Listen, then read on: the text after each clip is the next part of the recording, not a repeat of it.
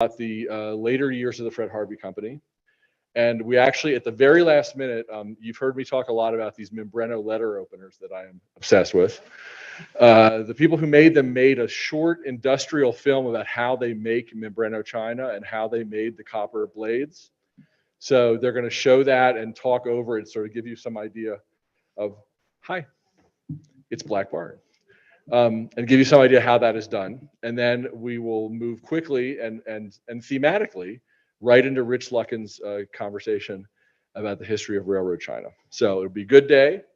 And thank you for being here. Thank you for supporting the Fred Harvey History Weekend. We have a bunch of people joining us on Zoom from the family and from people all over the world.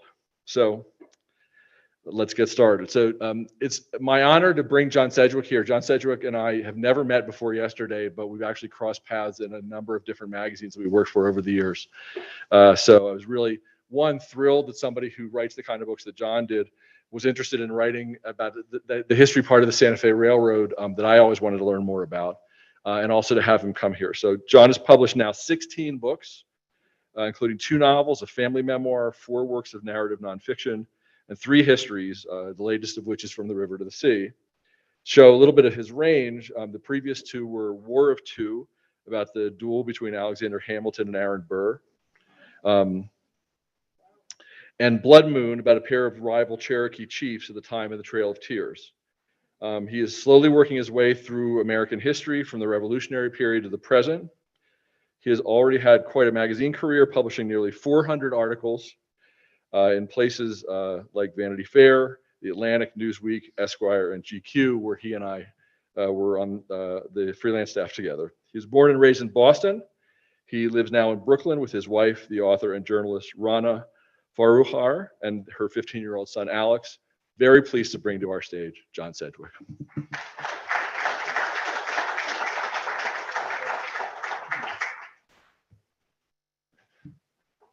Thank you.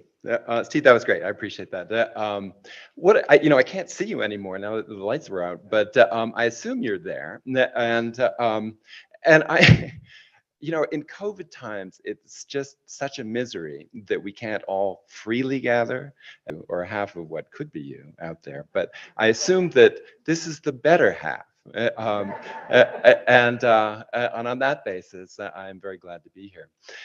The other thing that I would say is that it's such a joy to be at a museum like this, which is engaged in the work that I'm engaged in, which is to understand and to convey history, which is not an easy thing to do. And yet now I would argue it is more important than ever to know where we came from, to know where we are, in hopes of knowing where we're going. So hats off to the museum, and thanks also to Steve for putting together all this stuff about Fred Harvey. I have to say that everything I know about Fred Harvey comes from you, good sir. So any mistakes I might make are just because I didn't know it right. So without any further ado, yeah, let's get right to it. And I hope that you can still hear me as I swivel around to look at the image. But I love this picture, and I hope you do too. This is from